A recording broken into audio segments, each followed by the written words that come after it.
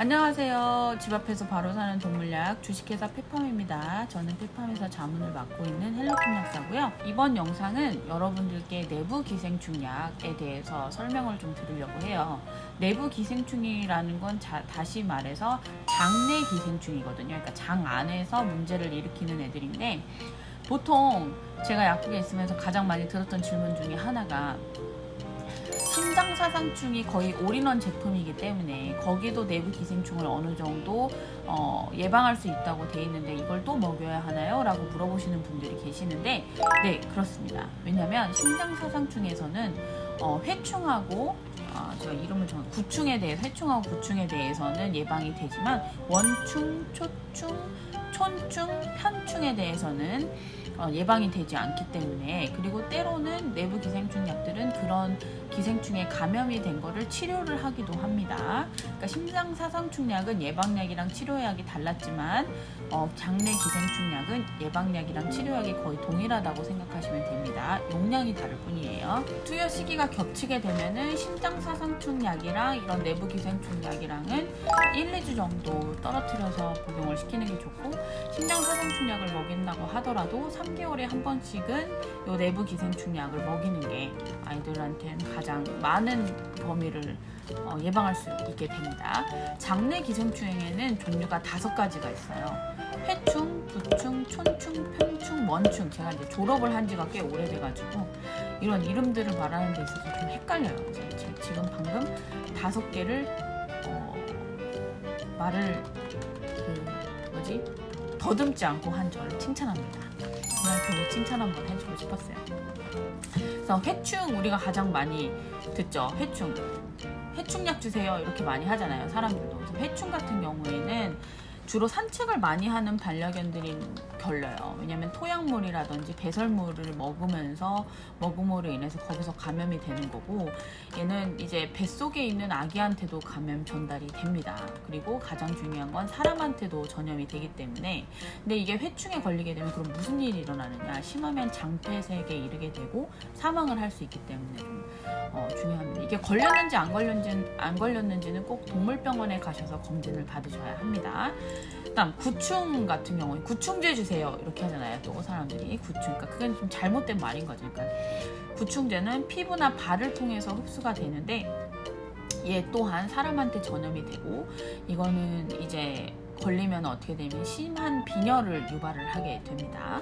그다음 촌충은 감염된 벼룩에 의해서 감염이 되고요. 얘는 위장장애를 일으킵니다. 그다음 편충은 고양이한테는 굉장히 드물어요. 그래도 토양에서 5년에서 7년 동안 썩 죽지 않고 살아있다고 합니다. 5년에서 7년 굉장히 기네요. 만약 걸리게 되면 설사라든지 혈변을 유발하게 됩니다. 그다음 원충 같은 경우에는 오염된 음식이라든지 물을 먹음으로 인해서 감염이 되는데, 이것 또한 사람한테 전염이 되게 됩니다. 그래서 내부 기생충, 장내 기생충들은 대체적으로 사람한테 감염이 되기 때문에 이런 것들을 좀 신경을 써주는 게 중요해요. 그래서 종류는 여러 가지가 있지만 이제 대표적인 것들을 제가 보여드릴게요.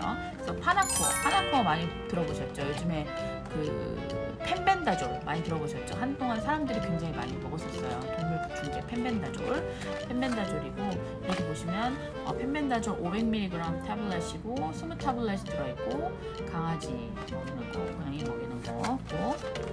펜벤다졸은 어떤 역할을 하냐면 기생충의 에너지 대사를 고갈시켜가지고 힘을 못 써서 굶어 죽게 만드는 그런 시스템이고요. 다만 걔는 촌충 중에서도 굉장히 여러 가지 촌충에 감염이 될 수 있는데, 그 중에서 티니아 촌충에만 얘가 예방을 하게 돼요.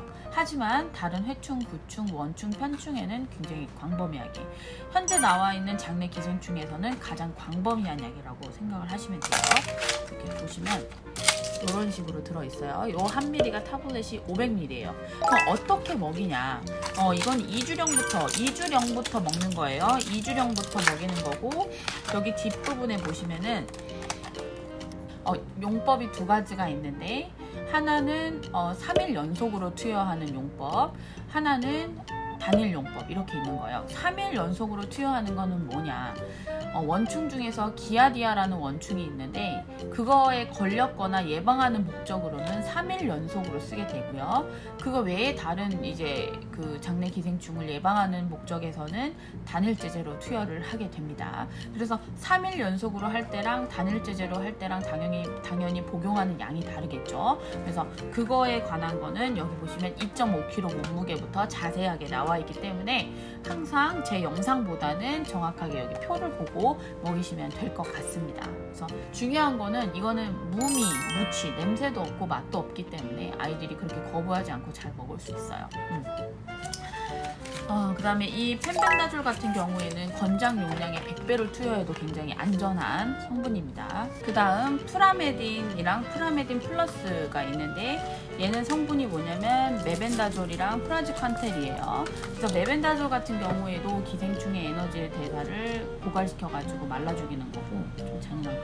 프라지칸텔 같은 경우에는 신경 채널을 차단시켜서 신경 독성을 일으키는 약이에요.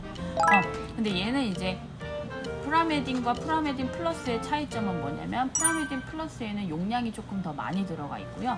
프라메딘 같은 경우에는 5kg 미만도 먹일 수 있지만 얘는 함량이 더 많기 때문에 5kg 미만의 개나 고양이는 먹일 수가 없습니다.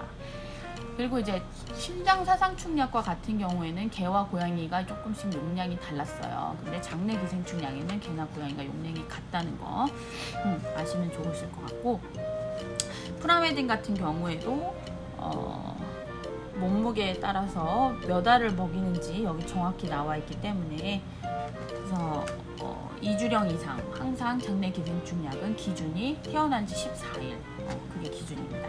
그 다음 또 다른 종류의 약이 또 있어요. 프라메딘 한번 열어볼게요. 제가 보여드려야지 어떤 건지 깜빡할 뻔했어요.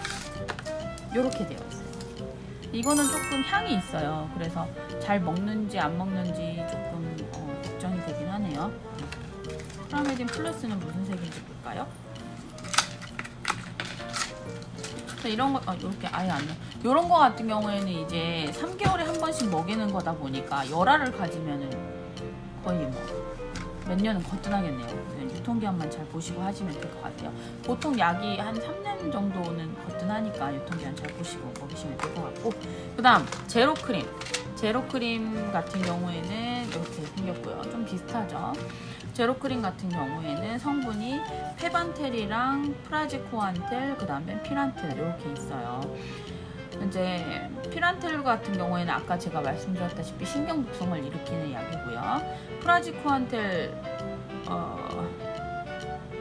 또 신경 독성을 일으키는 약이고, 페반텔과 같은 경우에는 똑같이 에너지 대사를 고갈시켜서 말라 죽이는 약인데, 제로크림 주니어 같은 경우에도 플러스랑 성분은 들어있는 거는 똑같지만 요거 주니어와 플러스의 차이점은 플러스는 감염된 친구들한테 치료약으로 쓸 수 있다는 거, 치료약으로도 쓸 수 있고 어떻게 먹이는지는 여기에 자세하게 표에 나와 있는 거, 혹은 약을 구매하실 때 약사님한테 여쭤보시면 되시고, 얘 또한 2주령 이상부터 투여를 하게 됩니다.